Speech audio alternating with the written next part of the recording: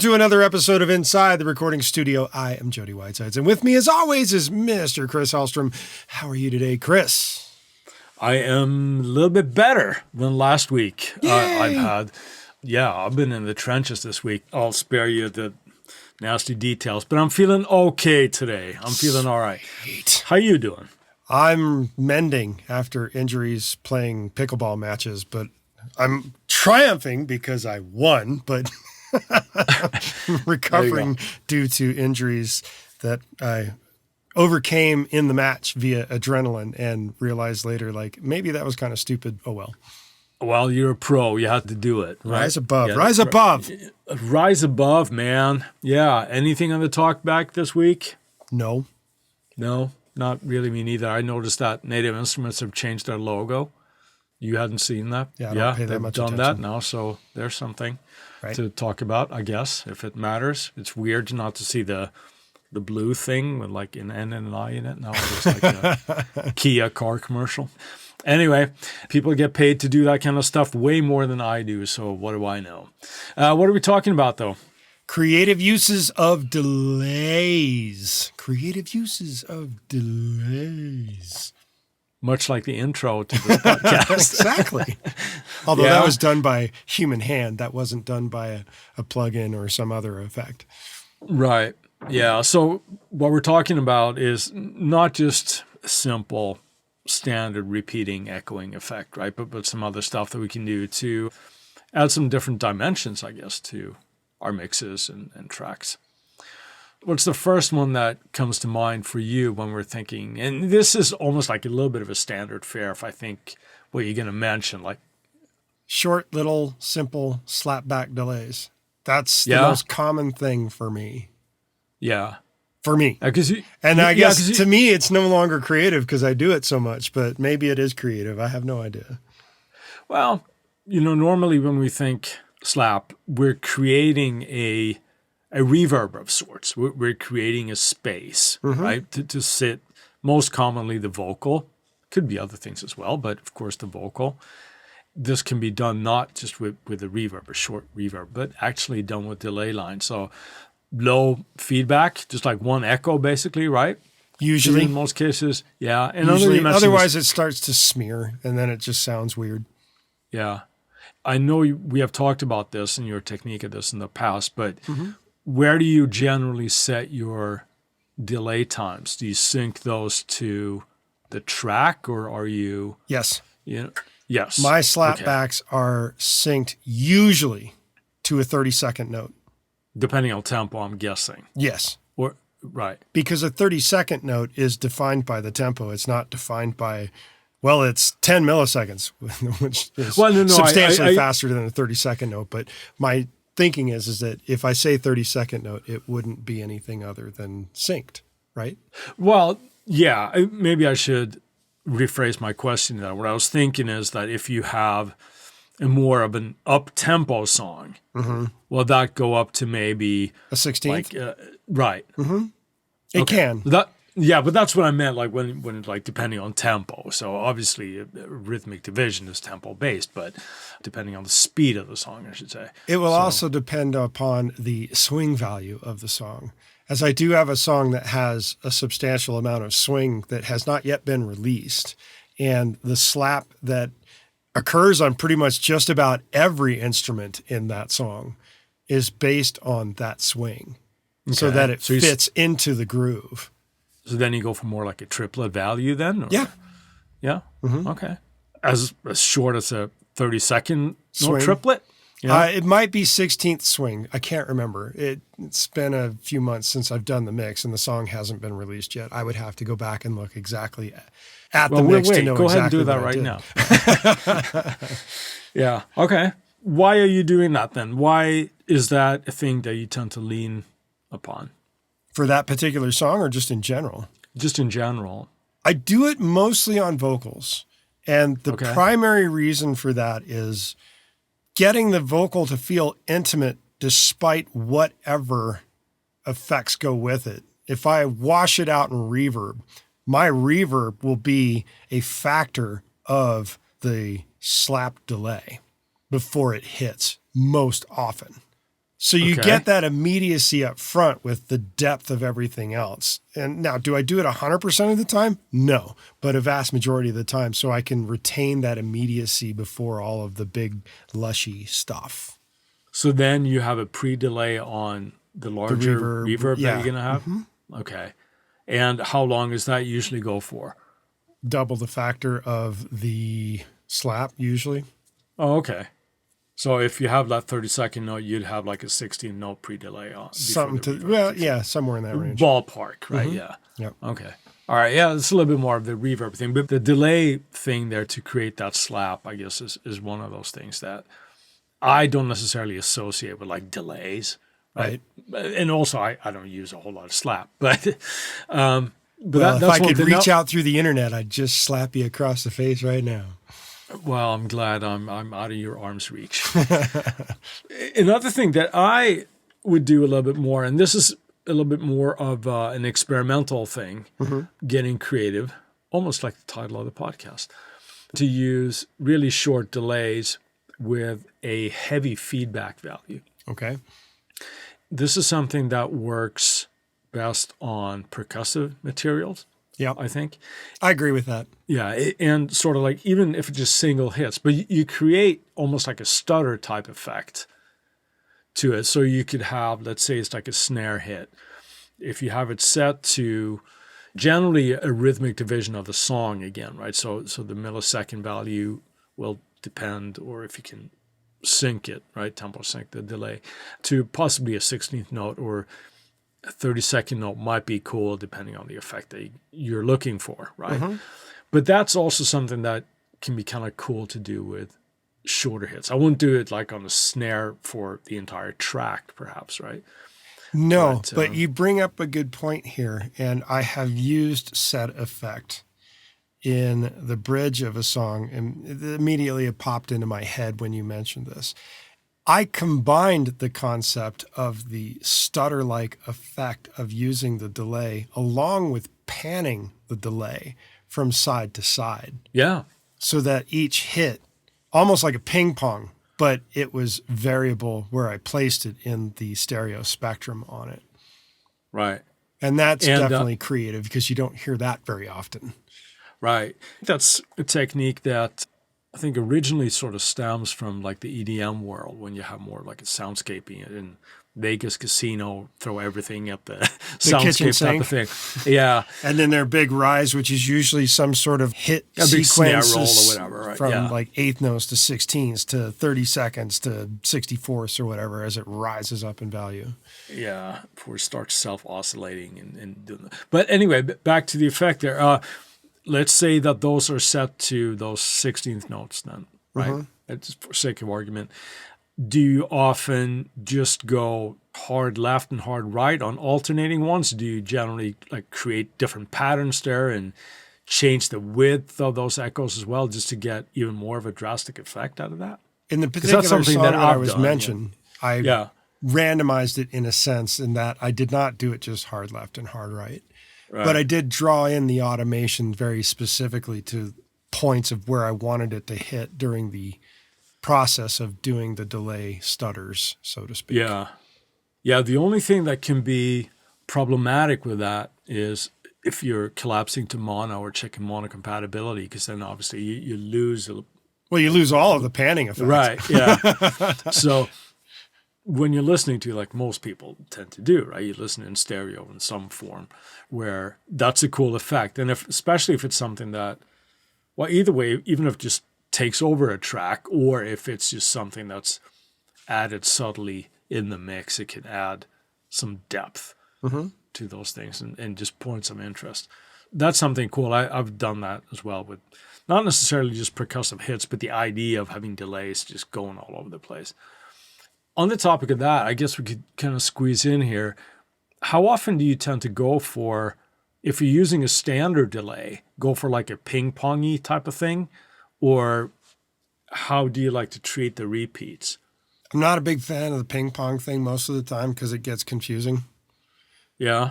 Yeah.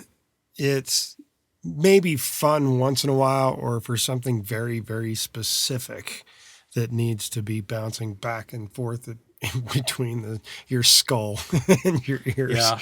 However, usually when I do something that is of a short delay of that nature, oftentimes, especially when it's a slapback, I will slightly offset the left and right sides so that they actually widen out. Yeah. Okay. More than I would do the ping pong thing. Right. Now, I just threw the ping pong thing in there because I think it's something that can be really sort of interesting sounding when you first discover that and when you start playing with delays. And it's like, oh, this is so cool. Right? I think it has a time and place. I think if I use that these days, which again, like you, I tend to not do it as much because I think it can be such a drastic effect. But it does do a really good job, I think, on more like soundscapey kind of guitar lines. Sure. Where you want it to be just really nice and lush, and it just adds a little bit more movement to it, right? Mm-hmm. But oftentimes you're not hearing the individual ping pongs on that nature or that situation.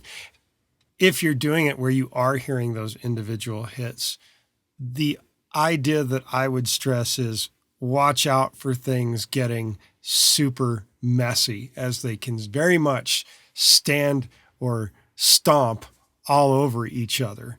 It might be a super good idea to use a sidechain compressor in situations like that, where you can control how much that ping pong snaps your ears off, so to speak, to the original or to something else in the mix.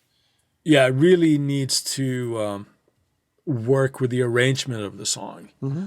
There's an 80s song, I can't remember the name of it right now. Of course, it escapes me, but it might be like Flock of Seagulls or something. Doesn't matter. Where you have a hit of a chord, just a really staccato hit, like bop, and then it pongs left, right, left, right, left, right, that kind of thing in a rhythmic fashion, obviously. Right. Where it becomes very much a part, but then you're working with these big spaces in the arrangement where it's not competing with vocals, it's not competing with this or that, so it stays out of the way, and I think that's sort of imperative for that kind of thing to work. Sure. Going back to short delays then, you mentioned that you do it to add a little width. Sometimes, to some yes. parts. So now we're kind of going into seamlessly here into something we know as the Haas effect. Yes. Well, when I say I'm adding width, I'm not doing it quite as short as the Haas effect. Right. Okay. I'm usually using it as like if it's a delay of a quarter note or something. Okay. The delays will be left and right, but they won't be matched. They'll have an offset on the time a little bit of a few milliseconds each. And generally speaking, they will also have a cutoff filter high and low as well to give them their own spatial value. Okay. I think we've talked about this before, and I believe you and I differ a little bit on how we do the same thing. Okay. When you, let's say for sake now that we're dealing with super short. Well, let's go back a little bit to the width, or when you're dealing like a quarter note, let's say. Okay. And you have a tempo that, let's say, garners 600 millisecond. All right. On the quarter note. When you offset those, how do you go about that? Because I think you tend to go offset in the same direction for both. So instead of it being 600 on both sides, obviously, that would just be the same. But if you have one that's now 580 and you go one that might be 595 or something. Well, if the actual delay is supposed to be 600, I will go 600 on left or right, and then on the opposite of the left or right, I will go a little further out. So I wouldn't be shortening it unless the idea of the song needed the anxiety of going shorter to the tempo. Because how you do your tempo times or your millisecond divisions of splitting this up on delays like this can define how the part feels from a feeling aspect of the delay. Sure. When you shorten it from the tempo, you're rushing it, which can give it not necessarily anxiety all the time, but just feeling like, I really need to be there, man. And Energy. yeah, well, it may not be energy. It may be a different type of energy.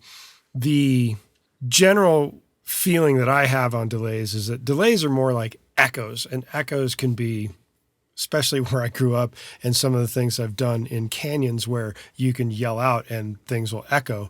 They echo based on nature. So things are going to not necessarily come back at you fast, and they're going to definitely have lazy values to them. More often than not, my delays when I do the separation from one side to the other is usually lazier. And that's probably more from upbringing in canyons and yelling at the walls, so to speak, than it is about anything else. But it also gives that feeling of like more importance to the main part that's getting the delay to me. Unless you're making the delay the real structure of what's going on and it's important, then I would consider shortening the value from the actual synced tempo. Okay. But the point that I wanted to get across there, and obviously did unsuccessfully, is that you tend to push the delay time in the same direction. Like you either slow them down instead of 600, the arbitrary value that we chose here, you bring it up to like 610 or 615. Or 620 or whatever Right. feels good, yes. But where I would do one in either direction. Ah, gotcha. So that I would go then maybe 590 and 610. Gotcha. Something like that. Right? Where my way of thinking with that is that almost like you would detune two oscillators on a synth, right? To widen and thicken up the effect and the sound, but you still have sort of like the tuning values in the middle. So one is going up 5 cents, and the other one is going down 5 cents. That's how I have the same kind of idea when I'm thinking about the delay. Both things valid, obviously, is whatever works in the mix. But sure. So that was a little bit of an offshoot of that. When it comes to the Haas effect, maybe you should explain what the Haas effect is. The Haas effect is using shorter delay times, usually somewhere between 15 to 40 milliseconds without any feedback, and it's literally the one repeat. You do this with a panning effect, hard left, hard right, and you can add width to a mono source. Now, before we actually hit record, we were talking about this, and I said that I really have never really done this for a full stereo mix. I generally tend to do this for one-off parts. Oh, yeah. And I used to do it quite a bit. I haven't done it so much as of late. And the idea is that if I wanted a part to jump out from the speakers, I would do this Haas effect type thing inside the middle of a mix, in that I take it a step further than just the delay time. Not only do I do the short delay, but I also invert the phase of the delayed signal. And doing that and playing around with the panning actually causes the instrument or item that you're doing it to jump out away from the speakers. And I don't know if that's how you do it, but that's how I tend to do it, because I use it as an effect to like make something stick out of the stereo spectrum, so you really notice that it's there. Problem with doing that is when it collapses to mono, shit disappears. Yeah. Yeah, no, I've done that a few times, only really on stuff that you and I have worked on together. Mm-hmm. Is it because I asked for it? Probably. But then in that case, it's very much elements here and there, right? It might be a vocal line or whatever. You just want something to stick out, quite literally. Especially if you're listening in a stereo situation. Right. Now, mind you, this is not headphone situation. You'll hear this just fine in headphones, but it won't jump out at you like it would if you are listening to a set of stereo speakers. Yeah, you are dependent on that. And it's very much a special effect again, right? Because somebody needs to, if you're not sitting in that ideal triangle when you're listening position, much of that effect is lost on you. It would be to us weirdos that actually sit and listen to music in that position, where it's kind of cool. For my use of the Haas effect is much more of the idea to make something bigger. I think I mentioned before we started rolling today as well that I actually used to do this with my guitar rig live. I had a delay line set up to splitting the signal, and I had something like 30 millisecond delay on one side and probably 45 or something on the other. And it was just to give that larger sound coming out of my cabs. Sure. That's the way I would tend to use it if I use it in a mix as well. It's a good way to add some girth to a part. Right. Let's say that a vocal needs to be a little bit thicker and you don't have a double. It could be a way to kind of fake the double. Exactly. The delay times are so short that we don't hear it as being two things. It's the same source, right? Now, you can, of course, pan these really wide as well, like you mentioned, but then you run into trouble if you're collapsing the mono. So I find if I am doing this, I will keep the spread more conservative. Like I might have it like 10 and 2, something like that, or maybe even tighter, depending on what it is. Right. To me, the Haas effect is just again to kind of create a little bit of a bigger sound. But I don't use it in every mix, but should I need to, that's one way of doing it. And now that we're thinking of very short times, let's take a quick word from our sponsors. And we're back. And we're back. And we're back. So we're going to be talking today. We're going to be moving on with our creative use of delays, talking about multi-tap delays. What exactly are multi-tap delays, Chris? When I think of multi-tap delays, I think of delay line that is not in the same tempo for each delay return, if you will. Okay.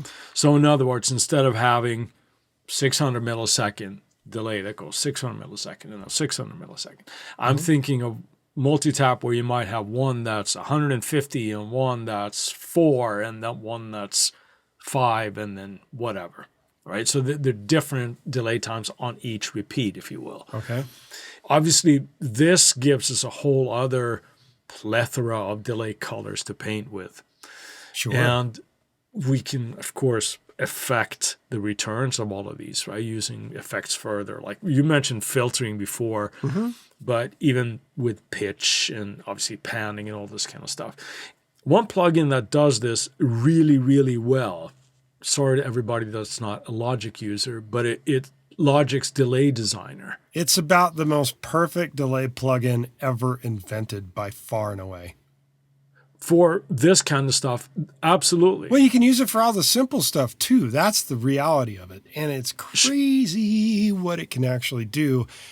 Yeah, it's ridiculously deep what you can do. And you treat each delay tap as its individual thing. What I think this suffers from a little bit, this plugin, is the GUI. Yeah. It's looking a little bit dated, and it looks like, I need a PhD for this kind of thing. A dated PhD, that's funny. It is ridiculously powerful in that you can set each delay tap to whatever time that you want. And the last time I played around with it, I got up to 25 delay taps. It's pretty in depth. That's a lot of taps.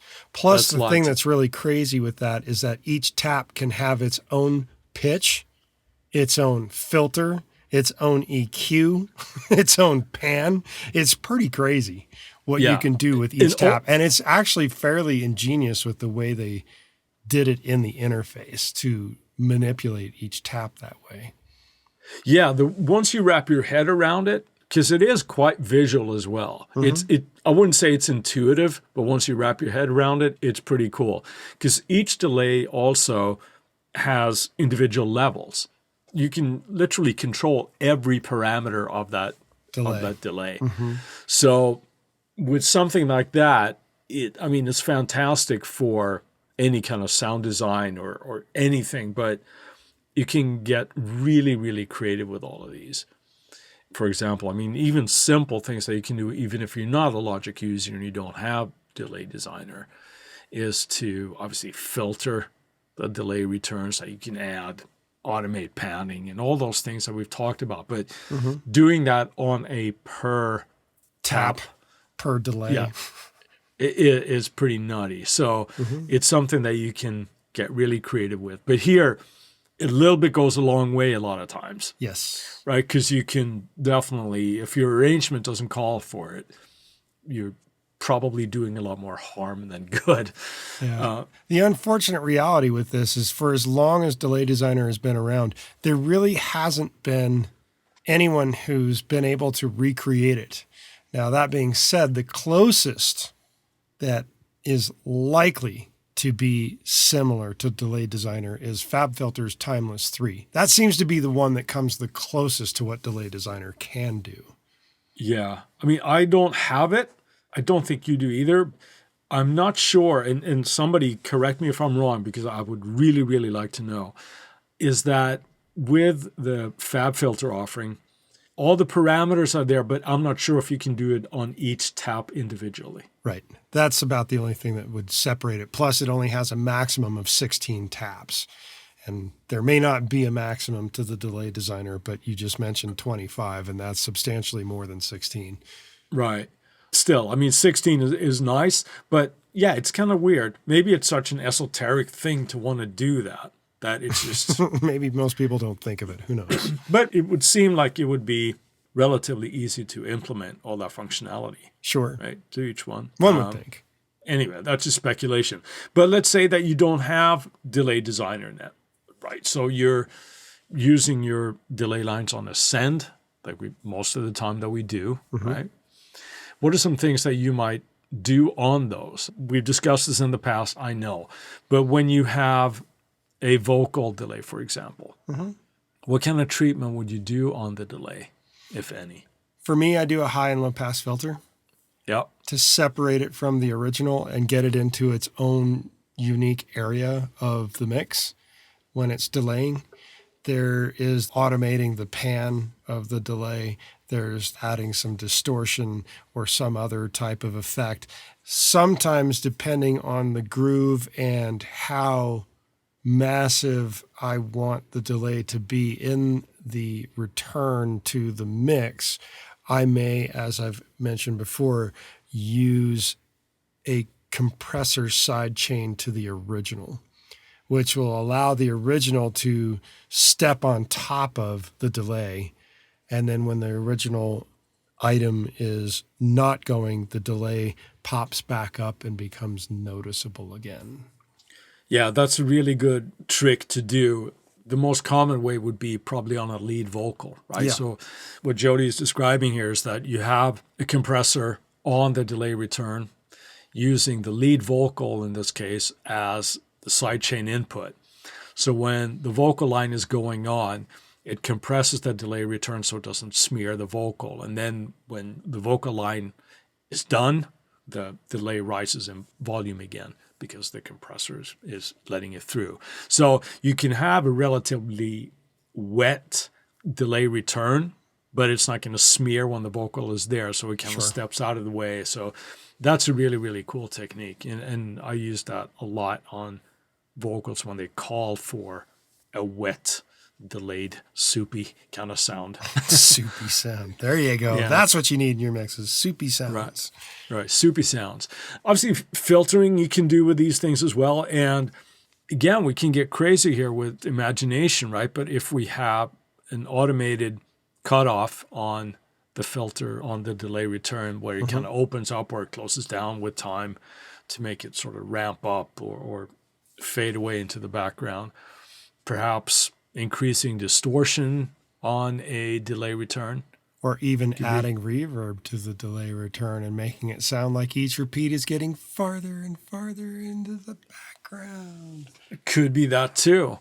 There's a lot of cool stuff that we can do with delays, and it's not just a standard echo. And I'd be remiss if I didn't mention this anyway, but delays can be such a cool part of your mixes and a lot of times your sound. I mean, imagine that U2, if the Edge didn't make use of delays in his setup, it'd be a completely different thing, right? Sure. That's just It's like a big integral part. We're having that dotted eighth note to create all these rhythmic patterns. And so He was great at it. delays. Yeah, absolutely. Delays, man. Make use of them and be creative. And with that, we're going to move on to our Friday finds. Chris, what have you got today? I saw something really cool this week. Da, da, da. Both of us have been drooling over the SSL control surfaces. And they have a new one now. It's called the UF1, which is just, as the name implies, it's just a one fader, but it has a whole control surface for it as well that you can control the DAW and playback and all this kind of stuff. And fun. It just looks the business, just like the other ones. So that had to be my find for this Friday, the UF1 controller from SSL. And what about you? What do you got for us? I'm going with a plugin called Aligner from New Gen Audio. And the reason why I'm bringing it up is a few weeks back at the NAMM episode that we did, we had mentioned the Sound Radix or Sound Radix version of their phase aligning plugin, which was rather incredible to witness. New Gen Audio has another plugin out now available called Aligner. It does very much the same thing. You can do it automated like the Sound Radix, and you can manually control it as well.